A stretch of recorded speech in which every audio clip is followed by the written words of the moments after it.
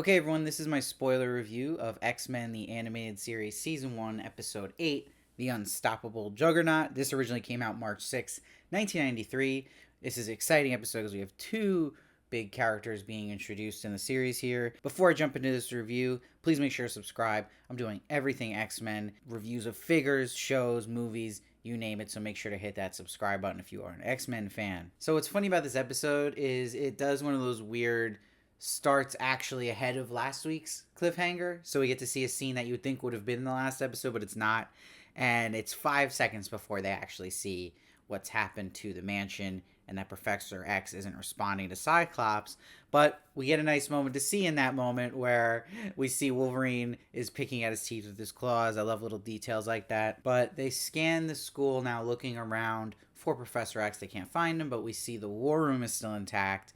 And this is where Cerebro has a message from Professor X saying, I am taking a journey whose results may change our lives forever. So it's a nice little tease of what's to come. And he's like, but I can't tell you anything else, basically. Bye. It just pieces out. And Rogue has a great line.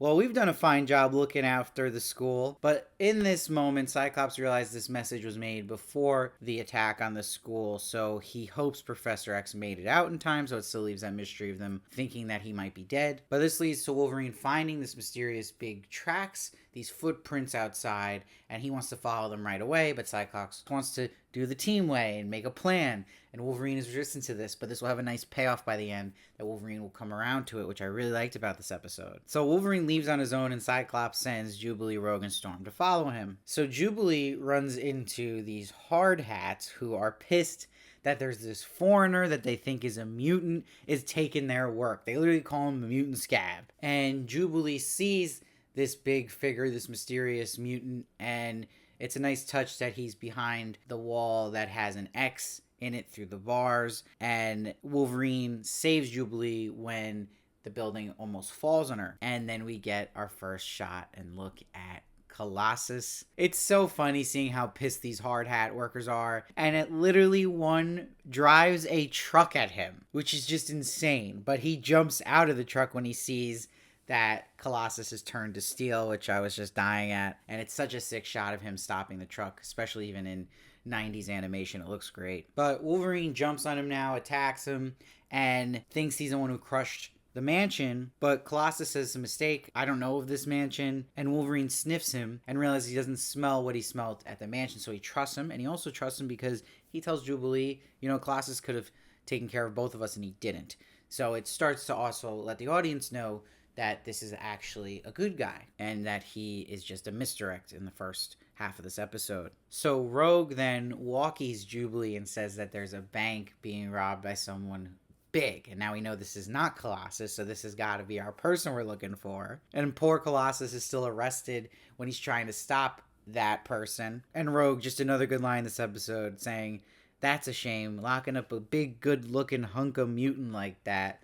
So Rogue's got the hots for Colossus. And then she says to Storm, let's play Welcome Wagon to Tall, Dark, and Russian. I was dying at that line. But we see that, again, seeing Wolverine using his heightened senses and then sniffing at the bank, that smell is the same smell he smelled at the mansion, so it's a match. And we get to see Rogue, who has a really good episode here in general, but she gets to use, as she calls it, her down-home charm on the prison guard. And I love when Storm and Rogue are running to the prison cells, how, topsy-turvy the animation is of them running, they're totally just running diagonal, which I thought was so funny. And I don't know if it was just me, but I completely forgot Beast was even in this prison still, or he was even in the show. And he's like, I'm eagerly awaiting my day in court. And he's upside down reading Civil Disobedience, which is a book about putting one's conscience over the dictates of law. So that's totally fitting. And Rogue goes, care to join the jailbreak, Beast, when they're getting Colossus out of there? And he goes,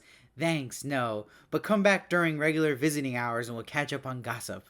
And tell Jean thanks for the delicious cookies. Just really good Beast lines. I love that they're excited to gossip too. And I love there's no back door for them to escape. So Colossus just runs through the wall. And it was cool to see Storm really use all her elements and use Arctic Wind to ice and seal the wall. It's almost like making a character like Iceman useless. So now we get the big appearance and reveal that this mysterious big mutant that isn't a mutant is Juggernaut. He's robbing another bank now, and when he's getting attacked by the police and military, the tanks are not even affecting him. And we learn when Juggernaut starts to face off with Wolverine that Juggernaut was robbing these banks to get Professor X's attention. He originally looked for Professor X in the mansion. He wasn't there. And Jubilee shoots him and he's like, "What's this, the 4th of July? No one told me." That was so funny. And he's like, "What's she gonna do? Hit me with her diaper?" I just love how much humor was directed towards Jubilee from Juggernaut about her being so young. I thought that was really funny. So the X-Men and Colossus show up to help Jubilee and Wolverine. And like I was saying earlier, we learned from Juggernaut that he's not a mutant, and he says his powers are magical, which is very interesting. It makes him a more interesting character in general. And then Colossus throws a car and a tank at Juggernaut, and he knocks both of them away, and he says,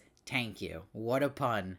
And it's interesting. Everything with Colossus and Juggernaut, it just reminds you so much of Deadpool 2, if you've seen that film. There's a lot of inspiration clearly from this episode in the comics, of course, but it is very reminding of that film when I watch this episode. And then we'll see Storm drops a giant building on Juggernaut, but I'm just thinking the whole time, is anyone in that building? And then Jean Grey tries to get through to Juggernaut, but he has that helmet on that stops probes from getting into him. And this is when Cyclops is like, we have to pull together as a team and work as a team. And I also just love how Jubilee's fireworks get to see a lot of this episode, and they look really good in the animation, even from the 90s, and especially when they're hitting Juggernaut. And this battle actually reminds me a lot of the battle that we saw with Star-Lord, Iron Man, and Spider-Man versus Thanos in Infinity War. Now, what's crazy too, and my favorite moment of the episode actually, is when Rogue tries to absorb Juggernaut's powers and then absorbs his thoughts. And it's like horror just appears in the show out of nowhere. And she's like, "Charles, you had it easy. You were the good one. But now I'm the strongest, and I was sure you and your pathetic X-Men," talking as Juggernaut and his memories. And the screaming is what's really horrifying about it. And then she's saying, "They love my brother, not me, must destroy," so giving you a hint about Juggernaut's backstory. And it's a nice touch where Storm keeps her up when she's falling, is guiding her through it, and then Colossus catches her. I thought that was so well done. Now, Jean gets a nice moment here, gets to use her powers, and gives him a hypnotic suggestion, so you're hoping that Juggernaut, she said, it won't wear off quickly, but at the meantime, he doesn't know who he is or what he's doing. And that nice payoff I was talking about is Wolverine saying to Cyclops, "Maybe there is something to that wimpy teamwork garbage of yours after all." So really good that we got that, and that it all just landed really well. And you get an acoustic version of the theme song, which I liked, as Colossus helps them rebuild the mansion, and they offer him to stay, but he says he must find his sister and see more of America, so it sets up more stuff for Colossus and gets us more intrigued about him and what is going on with his sister. And there's nice writing here at the end where Wolverine says to Jubilee, "Never really knew how much of this dump meant to me till someone wiped it out." And Jubilee says it's the first place that ever really felt like home. And Wolverine says, "Professor would like to hear you say that." And she says, "Don't worry, Wolverine will find him." It's a nice cliffhanger because it ends on good writing and character reflection with Jubilee and Wolverine. How much have come so far already in just 8 episodes, and their connection to Professor X while they try to look for him. Really, really good. So I'm actually going to give this episode an 8.8. Had strong writing to me. Had 2 great character appearances here and introductions of Juggernaut and Colossus. Really good action. I like the little horror with Rogue. The humor's really good with Rogue. The humor's really good with Beast. It's just a solid episode. Also very fun, especially for the kiddos. So I really like this one. I'm giving 8.8. Let me know what you thought down below. I read every comment, try to respond as many as I can. And please subscribe to the new channel. It's going to be all things X-Men. So it would help me in so many ways if you can just hit that subscribe button. I'll see you next time.